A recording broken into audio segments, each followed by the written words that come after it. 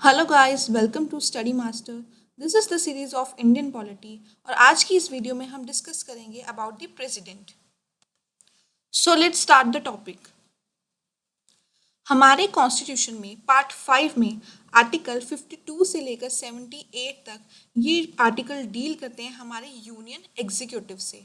अब जो हमारे प्रेसिडेंट ऑफ इंडिया हैं वो भी इस यूनियन एग्जीक्यूटिव का एक पार्ट है। अब इस यूनियन एग्जीक्यूटिव में और कौन कौन से मेंबर्स होंगे, जैसे कि हमारे वाइस प्रेसिडेंट, हमारे prime minister, council of minister and attorney general of India. Indian president को क्या कहा गया है? Head of the Indian state. Means ये हमारी इंडियन स्टेट के हेड माने गए हैं और इनको फर्स्ट सिटीजन ऑफ इंडिया भी कहा गया है, क्योंकि ये क्या है, एक हमारी कंट्री की यूनिटी, इंटेग्रिटी और सॉलिडिटी का एक सिंबल है, उस चीज़ का एक चिन्ह है, उस चीज़ के प्रतीक हैं, इसीलिए इनको ये नाम दिया गया है। हमारे जो प्रेसिडेंट और हमारे जो वाइस प्रेसिडेंट है वो क्या है, एक नॉमिनल पावर है उनके पास, नॉमिनल एग्जीक्यूटिव है, मींस नाम की पावर है। जो हमारी रियल एग्जीक्यूटिव पावर है वो कहाँ पे है, हमारे प्राइम मिनिस्टर के पास। ग्राउंड लेवल पे क्या इंप्लीमेंट हो रहा है, कैसे एग्जीक्यूट करना है, ये पावर किसके हाथ में, हमारे प्राइम मिनिस्टर के पास। नॉमिनल जो पावर है वो हमारे प्रेसिडेंट और वाइस प्रेसिडेंट के हैंड में है। फिर हम बात करेंगे हमारे इलेक्शन ऑफ प्रेसिडेंट की। प्रेसिडेंट का जो इलेक्शन है वो डायरेक्टली नहीं है, इट मीन्स उनको लोगों के द्वारा डायरेक्टली नहीं चुना जाता, बल्कि इलेक्टोरल कॉलेज के माध्यम से चुना जाता है। जो भी मेंबर ऑफ इलेक्टोरल कॉलेज होंगे वो क्या करेंगे, इस चीज प्रेसिडेंट को इलेक्ट करेंगे। अब इस इलेक्टोरल कॉलेज में कौन कौन आ जाता है, हमारे 2 हाउस ऑफ पार्लियामेंट के इलेक्टेड मेंबर्स, मीन्स राज्यसभा और लोकसभा, इन दोनों हाउस में जितने भी मेंबर्स इलेक्टेड होकर आए हैं, मीन्स चुने होकर आए हैं, नॉमिनेटेड मेंबर्स यहाँ पे इंक्लूडेड नहीं है, सिर्फ और सिर्फ इलेक्टेड मेंबर्स वो इस कॉलेज में इंक्लूडेड हैं। फिर जितने भी हमारे इलेक्टेड मेंबर्स हैं किसके, legislative assembly of the state के, स्टेट की लेजिस्लेटिव असेंबली में जितने भी मेंबर्स इलेक्ट होके आए हैं वो भी इस इलेक्टोरल कॉलेज में इंक्लूड हो गए। उसके बाद इलेक्टेड मेंबर और किसके होंगे, हमारी लेजिस्लेटिव असेंबली कौन कौन सी यूनियन टेरिटरी की, दिल्ली और पुडुचेरी की। तो ये तीनों लोग जो इलेक्टेड मेंबर्स हैं वो किस में इंक्लूडेड है, हमारे इलेक्टोरल कॉलेज में, जो कि हमारे प्रेसिडेंट के इलेक्शन में पार्टिसिपेट करते हैं।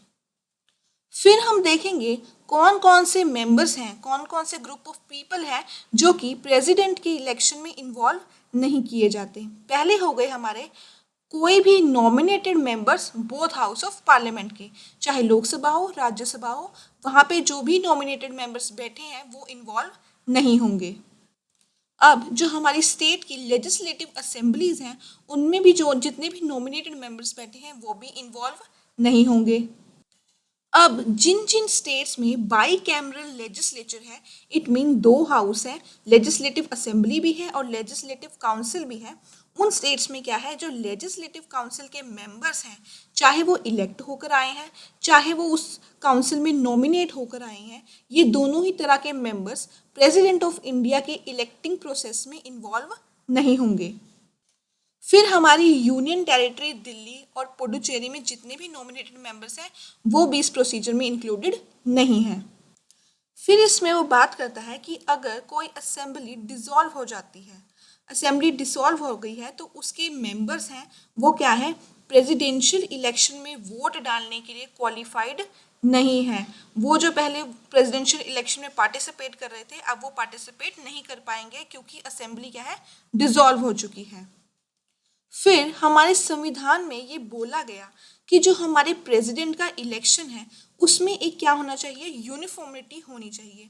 अब इस यूनिफॉर्मिटी को लाने के लिए हमारे कॉन्स्टिट्यूशन ने क्या किया कि जो हमारा स्केल ऑफ रिप्रेजेंटेशन है, उन्होंने कहा चाहे हमारी स्टेट हो चाहे हमारा यूनियन हो, अब डिफरेंट स्टेट में डिफरेंट पॉपुलेशंस हैं, तो उस चीज़ को इक्वलाइज करने के लिए कि उनकी जो रिप्रेजेंटेशन है डिफरेंट डिफरेंट स्टेट से वो कैसे क्या होगी, बैलेंस होगी, इस चीज़ को अचीव करने के लिए उन्होंने क्या किया, इलेक्शन के कुछ मैनर्स को डिसाइड किया कि हम अपने प्रेसिडेंट को इस तरीके से इलेक्ट करेंगे।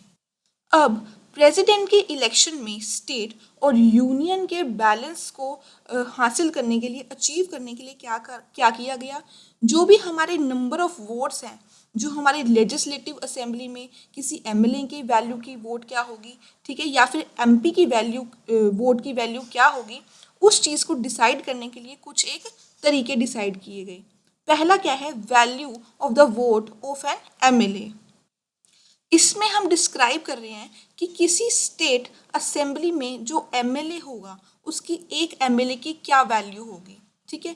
अब ये कैसे डिटरमाइन किया जा रहा था कि जितनी भी पॉपुलेशन उस स्टेट की है, सपोज यूपी का स्टेट हो गया तो वहाँ की पॉपुलेशन हमारे न्यूमरेटर में आ गई।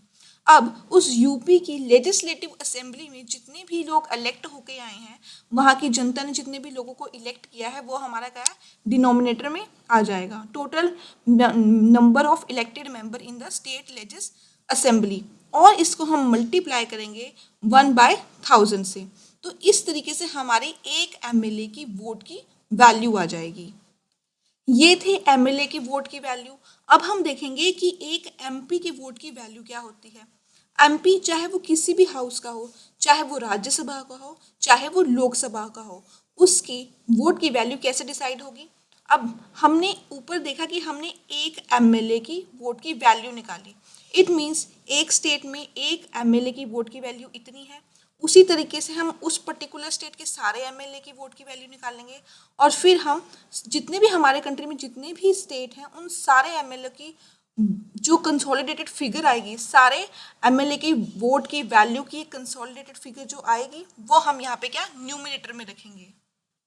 और हमारे डिनोमिनेटर में क्या आएगा, जो भी हमारे पार्लियामेंट के इलेक्टेड मेंबर्स हैं, both the house of parliament के जो भी इलेक्टेड मेंबर्स हैं उनका कंसोलिडेटेड फिगर मींस उनकी टोटल नंबर हमारे डिनोमिनेटर में आएगी। इस तरह हमारे एक एमपी की वोट की वैल्यू हमें मिल जाएगी। तो इस तरीके से हम अपने प्रेसिडेंट के इलेक्शन में यूनियन और स्टेट का एक रिप्रेजेंटेशन, बैलेंस रिप्रेजेंटेशन अचीव कर रहे हैं। फिर कॉन्स्टिट्यूशन में लिखा गया कि जो प्रेसिडेंट का इलेक्शन है वो किस तरीके से होगा, सिस्टम ऑफ प्रोपोर्शनल रिप्रेजेंटेशन के तरीके से होगा और एक सिंगल ट्रांसफरेबल वोट होगी और वोटिंग किसके द्वारा की जाएगी, हमारे सीक्रेट बैलेट के द्वारा। अब ये मेथड इसलिए रखा गया कि उनका मकसद था कि जो भी हमारा सक्सेसफुल कैंडिडेट हो, जो भी जीते, वो कैसे जीते, एक पूरी एब्सोल्यूट मेजॉरिटी के साथ, नंबर ऑफ वोट्स के साथ वो जीत हासिल करे।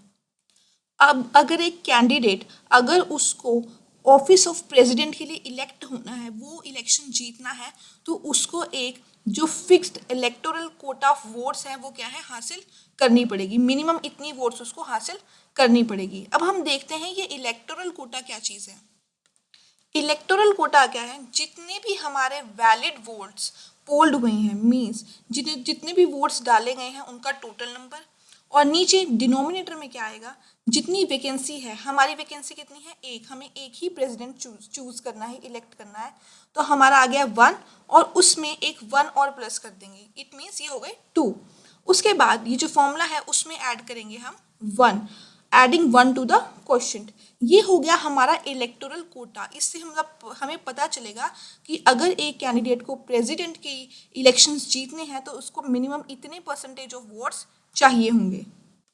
फिर हम बात करेंगे कि हमारे ये इलेक्शन का प्रोसीजर क्या रहेगा। अब जितने भी मेंबर हैं इलेक्टोरल कॉलेज के, जो कि क्या है, प्रेसिडेंट के इलेक्शन में इन्वॉल्व है या वोट कास्ट करने वाले हैं, उनको एक एक बैलेट पेपर दिया जाएगा। अब जो भी वोटर हैं उस बैलेट पेपर पर अपनी वोट की कास्टिंग करेंगे। इट मीन्स वो लिखेंगे अपने प्रेफरेंसेस को कि फर्स्ट नंबर पे हमारे इस कैंडिडेट की प्रेफरेंस है, सेकंड नंबर पे इस कैंडिडेट की प्रेफरेंस है, थर्ड नंबर पे इस कैंडिडेट की प्रेफरेंस है, ठीक है। इट मीन्स जितने भी कैंडिडेट्स प्रेसिडेंट की पोस्ट के लिए खड़े हुए हैं उनको वो प्रेफरेंस वाइज इस बैलेट पेपर पे मेंशन करेंगे। अब पहले फेज में क्या होगा, जो भी हमारा फर्स्ट प्रेफरेंस की वोट है वो काउंट की जाएगी। मीन्स जिस भी कैंडिडेट को फर्स्ट प्रेफरेंस के लिए वोट दिया गया है वो हम काउंट करेंगे। अगर इस केस में उस कैंडिडेट को ये रिक्वायर्ड इलेक्टोरल कोटा मिल जाता है, इट मीन्स ये मिनिमम परसेंटेज ऑफ वोट्स मिल जाती है, तो वो क्या है, प्रेसिडेंट के लिए इलेक्टेड माना जाएगा, उसको प्रेसिडेंट डिक्लेयर कर दिया जाएगा। अगर वो इतने percentage, minimum percentage of electoral quota को अचीव करने में फेल हो जाता है तो क्या होगा, हमारा process of transfer of vote दोबारा से आएगा, हम दोबारा से काउंटिंग करेंगे। अब क्या होगा, वो कैंडिडेट जिसको फर्स्ट प्रेफरेंस के लिए सबसे कम वोट्स मिली हैं उसका जो कैंडिडेचर है, इट मीन्स उसकी जो वो है कि उसने जो पार्टिसिपेशन की थी वो क्या है, कैंसिल हो जाएगी। अब जितने भी वोटर्स ने फर्स्ट प्रेफरेंस के लिए वोट डाला था, अब हम देखेंगे उनकी सेकंड प्रेफरेंस क्या होगी। इस तरीके से हम सेकंड प्रेफरेंस, थर्ड प्रेफरेंस देखते हुए ये प्रोसेस हमारा क्या है, कंटिन्यू रहेगा जब तक किसी एक कैंडिडेट को ये रिक्वायर्ड कोटा अचीव नहीं हो जाता, ये मिनिमम परसेंटेज ऑफ कोटा वो नहीं सिक्योर कर लेता। फिर हम देखते हैं इन केस प्रेसिडेंट के इलेक्शन से रिलेटेड कुछ कोई डाउट आता है या कोई डिस्प्यूट आता है, तो उसमें इंक्वायरी करने का और डिसीजन करने का हक जो है, जो राइट है, वो किसके पास है, हमारी सुप्रीम कोर्ट के पास है। और उसी सुप्रीम कोर्ट का डिसीजन क्या होगा, फाइनल होगा। अगर कोई भी candidate as a president elect होके आता है तो हम इस इलेक्शन पे चैलेंज नहीं कर सकते इस बेसिस पे कि जो हमारा इलेक्टोरल कॉलेज था वो क्या है, इनकम्प्लीट है। इन केस कोई लेजिस्लेटिव असेंबली है, ठीक है, वो क्या है, वैकेंट है वहाँ पे कोई सीट, ठीक है, उनके मेंबर्स कंप्लीट नहीं है और हमारे प्रेसिडेंट इलेक्ट हो जाते हैं, तो इस बेसिस पे प्रेसिडेंट उस कैंडिडेट के इलेक्शन पे हम कोई भी चैलेंज या कोई भी क्वेश्चन अराइज नहीं कर सकते कि इलेक्टोरल कॉलेज इनकम्प्लीट था, इस वजह से इस जो ये कैंडिडेट प्रेसिडेंट इलेक्ट हुआ है इसको वॉइड माना जाए। तो ऐसा कोई भी चैलेंज करने का राइट नहीं है। अगर किसी केस में सुप्रीम कोर्ट किसी पर्सन को प्रेसिडेंट जो कि इलेक्ट होकर आया है वो ये डिक्लेयर कर दे कि इसका जो इलेक्शन हुआ है एज अ प्रेसिडेंट ये क्या है, वॉइड है, ये खारिज माना जाएगा, तो उस प्रेसिडेंट के द्वारा, उस पर्सन के द्वारा जो भी कोई काम किया गया है, जो भी कोई फंक्शन किया गया है, सुप्रीम कोर्ट उसको इनवैलिडेट नहीं कर सकता, वो क्या है, कंटिन्यू रहेंगी, फोर्स में रहेंगे। उसकी प्रेसिडेंट की पोस्ट को तो वॉइड मान दिया सुप्रीम कोर्ट ने, बट उसके द्वारा किया गया कोई भी काम सुप्रीम कोर्ट इनवैलिडेट नहीं कर सकता, वो हमेशा फोर्स में रहेंगे। फिर हमारी कॉन्स्टिट्यूएंट असेंबली के कुछ मेंबर्स ने जो हमारे प्रेसिडेंट का इनडायरेक्ट इलेक्शन का सिस्टम है उसको क्रिटिसाइज किया और कहा कि हमें क्या है, इसके बदले डायरेक्ट इलेक्शन करवानी चाहिए।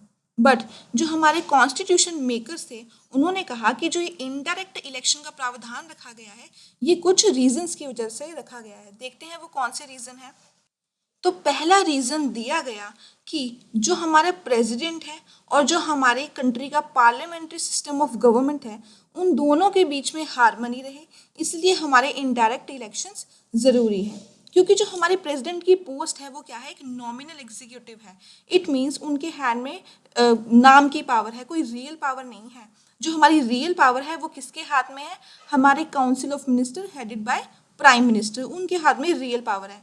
इन केस प्रेसिडेंट भी अगर डायरेक्टली पीपल के द्वारा इलेक्ट होकर आ गए तो प्रेसिडेंट भी कहेगा कि मुझे भी क्या मिलनी चाहिए, रियल पावर मिलनी चाहिए, जिस वजह से हमारे प्रेसिडेंट और हमारे पार्लियामेंट्री सिस्टम ऑफ गवर्नमेंट के बीच में इन हार्मनी हो सकती है, उनका कोऑर्डिनेशन कॉपरेशन बिगड़ सकता है। तो ये रीज़न दिया गया हमारे कॉन्स्टिट्यूशन मेकर्स ने। दूसरा रीज़न दिया गया कि जो हमारा डायरेक्ट इलेक्शन का प्रावधान है कि हम प्रेसिडेंट के लिए डायरेक्ट इलेक्शन रखें वो बहुत ज़्यादा कॉस्टली पड़ेगा, उसमें टाइम भी बहुत लगेगा, एनर्जी भी कंज्यूम होगी, क्योंकि जो हमारे इलेक्टोरेट का साइज़ है वो बहुत ज़्यादा बड़ा है। क्योंकि इंडिया जैसी इतनी बड़ी कंट्री में अगर हर एक पर्सन प्रेसिडेंट के लिए भी वोट डालेगा तो वो बहुत कॉस्टली, टाइम कंज्यूमिंग और एनर्जी कंज्यूमिंग रहेगा। फिर कॉन्स्टिट्यूएंट असेंबली में कुछ मेंबर्स ने सजेस्ट किया कि जो प्रेसिडेंट का इलेक्शन है वो किसके द्वारा इलेक्ट होना चाहिए, सिर्फ जो हमारे 2 हाउसेज ऑफ पार्लियामेंट है वही इसको इलेक्ट करें, मींस लोकसभा और राज्यसभा के मेंबर्स ही प्रेसिडेंट के इलेक्शन में इन्वॉल्व होने चाहिए। बट हमारे कॉन्स्टिट्यूशन मेकर्स ने इसको भी प्रेफरेंस नहीं दी, ये कहते हुए कि जो हमारी पार्लियामेंट है वो क्या है, एक ही पॉलिटिकल पार्टी से डोमिनेटेड होती है। इट मीन्स जो भी पॉलिटिकल पार्टी मेजॉरिटी से वोट्स जीत कर आएगी वही पार्लियामेंट में बैठती है, वही हमारी वहाँ की लीडर पार्टी होती है। तो इसीलिए अगर सिर्फ पार्लियामेंट के ही लोग इसमें वोट करेंगे तो हमारे प्रेसिडेंट क्या होंगे, स्टेट के, मतलब उसको इंडियन यूनियन का रिप्रेजेंटेटिव हम नहीं कह पाएंगे। जबकि जो हमारा प्रेजेंट सिस्टम है उसमें प्रेसिडेंट क्या है, हमारे यूनियन और हमारे स्टेट्स इक्वली दोनों को रिप्रेजेंट कर रहे हैं, तो वो क्या है, representative of union and states. इसलिए प्रेसिडेंट को उन्होंने प्रेसिडेंट की पोस्ट पे उन्होंने ये क्या है, ये इशू कैंसिल किया कि आप दोनों हाउस ऑफ पार्लियामेंट को सिर्फ इसमें इंक्लूड नहीं कर सकते, क्योंकि ये पॉलिटिकली किसी पार्टी से डोमिनेटेड हो सकती है हमारी पार्लियामेंट। फिर कॉन्स्टिट्यूंट असेंबली में एक और चीज़ पॉइंट आउट हुई कि जो हम इस मेथड का नाम रखा गया है प्रोपोर्शनल रिप्रेजेंटेशन मेथड, ठीक है, प्रेसिडेंट इलेक्शन के लिए, उसको हम क्या कर सकते हैं कि जो प्रोपोर्शनल रिप्रेजेंटेशन मेथड है उसमें क्या होता है, अगर हमें दो या दो से ज़्यादा सीट्स फिल करनी हो तो अब तब हम ये नाम रखते हैं। बट प्रेसिडेंट के केस में वैकेंसी तो सिर्फ एक है, तो हमें उसका नाम बदलकर प्रेफरेंशियल या फिर ऑल्टरनेटिव वोट सिस्टम रख देना चाहिए। वैसे ही सिंगल ट्रांसफरेबल वोट के एक्सप्रेशन या उसके नाम पर भी ऑब्जेक्शन लगाए गए, इस बेसिस पे कि किसी भी वोटर की सिंगल वोट तो है ही नहीं, हर एक वोटर की क्या है, प्लूरल वोट्स हैं, मींस हर एक वोट की वैल्यू क्या है, प्लूरल वैल्यू आ रही है, तो इसका नाम सिंगल ट्रांसफरेबल वोट किस वजह से रखा गया, तो इस पे भी क्वेश्चन अराइज किए हमारी कॉन्स्टिट्यूएंट असेंबली ने। फिर हम बात करेंगे कि एक पर्सन की क्या एलिजिबिलिटी होनी चाहिए अगर वो प्रेसिडेंट के इलेक्शन के लिए खड़ा हो रहा है। पहली क्या है, उसको इंडिया का सिटीजन होना चाहिए, उसके पास 35 ईयर्स ऑफ एज कंप्लीटेड होने चाहिए, और वो क्वालिफाइड होना चाहिए किस चीज़ के लिए, as a member of Lok Sabha के लिए, ठीक है। उसके पास कोई भी ऐसा ऑफिस ऑफ प्रॉफिट नहीं होना चाहिए अंडर यूनियन गवर्नमेंट या फिर कोई स्टेट गवर्नमेंट या फिर कोई लोकल अथॉरिटी या फिर कोई और other public authority. He should not hold any office of profit. फिर इसमें बोला गया कि अगर कोई एग्जिस्टिंग प्रेसिडेंट है या फिर वाइस प्रेसिडेंट है, ठीक है, गवर्नर है किसी स्टेट का या फिर यूनियन का कोई मिनिस्टर है या फिर स्टेट का कोई मिनिस्टर है, अगर वो प्रेसिडेंशियल कैंडिडेट के लिए खड़ा हो रहा है, अगर वो प्रेसिडेंट की इलेक्शन के लिए खड़ा हो रहा है, तो वो क्या नहीं होना चाहिए, किसी भी ऑफिस ऑफ प्रॉफिट का होल्डर नहीं होना चाहिए, उसके पास उस टाइम पे कोई भी ऑफिस ऑफ प्रॉफिट नहीं होना चाहिए। फिर बोला गया कि जो भी पर्सन प्रेसिडेंट के इलेक्शन के लिए अपना नाम नॉमिनेट कर रहा है, ठीक है, उसके पास क्या होना चाहिए, उसके पास कम से कम 50 इलेक्टर्स एज अ प्रपोजर होने चाहिए और 50 इलेक्टर्स एज अ सेकेंडर होने चाहिए। मीन्स जो 50 मेंबर से 50 लोग बोले कि हाँ हमें इस पर्सन को एज अ प्रेसिडेंट देखना है, वो हो गए हमारे प्रपोजर। और 50 इलेक्टर्स ऐसे होने चाहिए कि वो और बोले कि हाँ हम इस चीज़ को सपोर्ट कर रहे हैं कि हमें भी ये पर्सन एज अ प्रेसिडेंट के नॉमिनेशन के लिए चाहिए। तो हमारे 50 इलेक्टर्स एज अ प्रपोजर और 50 इलेक्टर्स एज अ सेकेंडर होने मस्ट हैं। अब जो भी कैंडिडेट इलेक्शन के लिए खड़ा हो रहा है उसके लिए क्या ज़रूरी है कि वो एक सिक्योरिटी डिपॉजिट अमाउंट कितने रुपए की, 15,000 रुपये की रिजर्व बैंक ऑफ इंडिया में जमा करवाए। इन केस अगर वो कैंडिडेट फेल हो जाता है, 1/6 ऑफ द वोट्स पोल्ड, जितने भी टोटल वोट्स उस टाइम डाले गए हैं उसमें से 1/6 लेने में, सिक्योर करने में अगर वो कैंडिडेट फेल हो जाता है, जो उसकी सिक्योरिटी डिपॉजिट की अमाउंट थी 15,000, वो क्या हो जाएगी, फॉरफिट हो जाएगी। इट मीन्स वो उसको वापस नहीं मिलेगी। फिर हम बात करेंगे ओथ और अफर्मेशन बाय द प्रेसिडेंट कि अगर कोई पर्सन इलेक्ट हो गई प्रेसिडेंट के ऑफिस में जा रहा है एज अ प्रेसिडेंट, तो अपने ऑफिस में एंट्री करने से पहले वो कुछ शपथ लेगा। अब वो क्या लेगा, to faithfully execute the office, कि मतलब उसके ऑफिस का जो भी काम है वो पूरी निष्ठा के साथ करेगा, जो भी कॉन्स्टिट्यूशन में लिखा गया है वो उसको डिफेंड करेगा, उसको प्रोटेक्ट करेगा और संभाल कर रखेगा, ठीक है, जो भी हमारे संविधान में और जो भी हमारे कानून में दिया गया है, ठीक है। To devote himself to the service and well being of the people of India, it means कि वो अपने आप को, अपनी सर्विस को क्या है, डिवोट करता है, समर्पित करता है, और किसके प्रति समर्पित कर रहा है, इंडिया के लोगों के वेलबींग के प्रति। अब जो ये हमारे प्रेसिडेंट है उसकी जो ओथ है, उनकी शपथ है, वो कौन एडमिनिस्टर करता है, हमारे chief justice of India. In case by chance अगर chief justice of India absent है, वो उस टाइम प्रेजेंट नहीं है, तो जो भी सुप्रीम कोर्ट के सीनियर मोस्ट जज होंगे उस टाइम पे अवेलेबल, वो इस ओथ को एडमिनिस्टर करेंगे। अब अगर कोई भी दूसरा पर्सन जो कि प्रेसिडेंट की तरह एक्ट कर रहा है या फिर प्रेसिडेंट के जो फंक्शन है उनको डिस्चार्ज कर रहा है, उनको परफॉर्म कर रहा है, उसको भी इसी तरह की सिमिलर ओथ और अफर्मेशन लेनी पड़ेगी। फिर हम बात करेंगे conditions of president office. It means हमारे संविधान ने कुछ कंडीशंस लेट डाउन की है कि प्रेसिडेंट ऑफिस के लिए क्या क्या कंडीशन रखी गई हैं। पहला है, he can not be a member of Lok Sabha and Rajya Sabha. If he has been a member of either of house, he should vacate the seat on his first day as president in the office. It means जो भी person elect होके president बना है वो ना तो लोकसभा, ना तो राज्यसभा, ना फिर किसी स्टेट लेजिस्लेचर का क्या है मेंबर होना चाहिए। इन केस अगर वो person as a president elect हो गया, ठीक है, और वो क्या है अभी भी मेंबर है किसी हाउस का, तो उसको क्या करना होगा, अपने प्रेसिडेंट के ऑफिस में एंटर करने से पहले उस सीट को वैकेंट करना पड़ेगा, वहां से रेजिग्नेशन देना पड़ेगा, तभी वो प्रेसिडेंट के ऑफिस में जाके अपनी सीट ऑक्यूपाई कर सकता है। सेकेंड कंडीशन थी, she should not hold any office of profit. It means जो प्रेसिडेंट के लिए इलेक्ट हुआ है उस टाइम पे और कोई भी ऑफिस ऑफ प्रॉफिट उसे होल्ड ना किया हो। थर्ड, उसके रेजिडेंस के लिए, इट मीन्स जहाँ पे वो रहता है उसका ऑफिशियल रेजिडेंस है, अगर कोई पर्सन इलेक्ट होकर प्रेसिडेंट बन जाता है तो राष्ट्रपति भवन उनको क्या मिलेगा, एंटाइटल हो जाएगा without any payment of rent. It means Rashtrapati Bhavan में रहने के लिए उनको कोई भी रेंट देने की जरूरत नहीं है। फोर्थ कंडीशन क्या है कि जो भी पार्लियामेंट ने डिसाइड किया है कि ऐसा अमोल्यूमेंट प्रेसिडेंट को मिलना चाहिए या इतने अलाउंस मिलने चाहिए, ऐसे सहूलियत प्रिविलेजेस मिलने चाहिए, वो सारे उन प्रेसिडेंट को क्या है एंटाइटल हो जाएंगे जो भी पार्लियामेंट ने डिसाइड किए हैं। फिर फिफ्थ पॉइंट क्या कहता है कि कोई भी अमोल्यूमेंट या अलाउंसेस क्या है उसके टर्म ऑफ ऑफिस में प्रेसिडेंट जब तक ऑफिस होल्ड करके रखेगा उस टर्म ऑफ ऑफिस में डिस्मिस या डिमिनिश नहीं किए जा सकते। इट मीन्स जो भी पार्लियामेंट ने डिसाइड कर दिया उसको ख़त्म नहीं किया जा सकता, वो अलाउंसेस वो अम्यूलमेंट्स उनको तब तक मिलते रहेंगे जब तक उनका टर्म ऑफ ऑफिस रहेगा। फिर एक प्रेसिडेंट को और भी सारी प्रिविलेजेस और इम्यूनिटीज़ मिलती हैं, जैसे कि he can enjoy personal immunity. It means president को पर्सनल इम्यूनिटी मिल सकती है उन लीगल लाइबिलिटीज़ से जो कि उसने ऑफिशियल एक्ट के थ्रू ली हैं। इट मीन्स कोई उन्होंने ऑफिशियल काम किया है, प्रेसिडेंट ने ऑफिशियल काम किया है और उसके लिए अगर उसको कोई लीगल लाइबिलिटी लग रही है तो उसके लिए उन्हें इम्यूनिटी दी जाएगी। ऐसी पर्सनल इम्यूनिटी वो इंजॉय कर सकते हैं।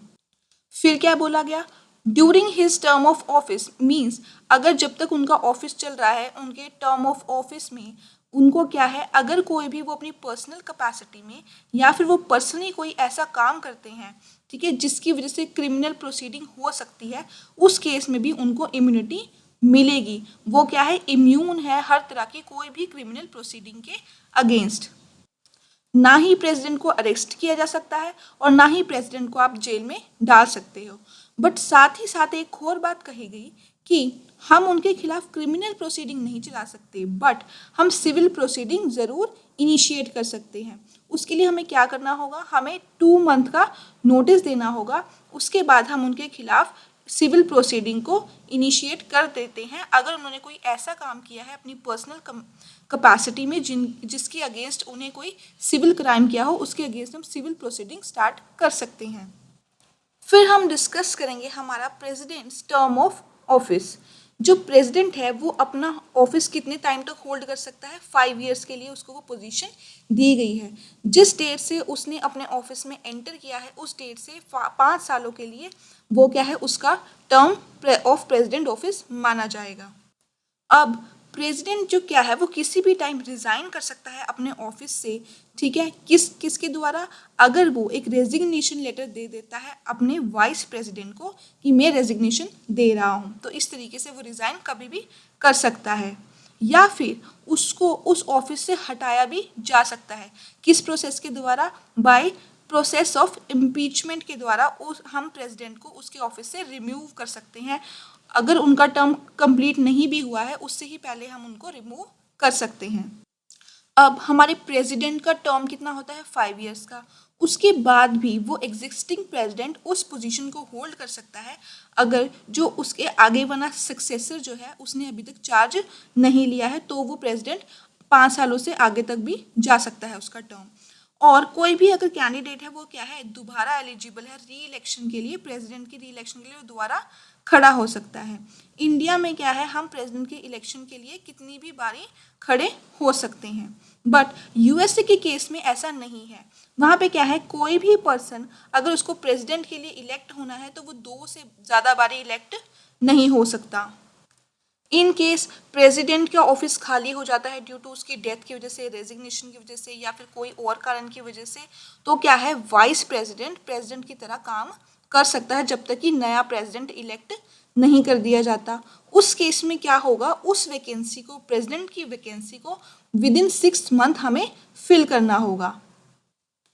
फिर हम देखेंगे हमारे प्रेसिडेंट के इम्पीचमेंट का प्रोसेस।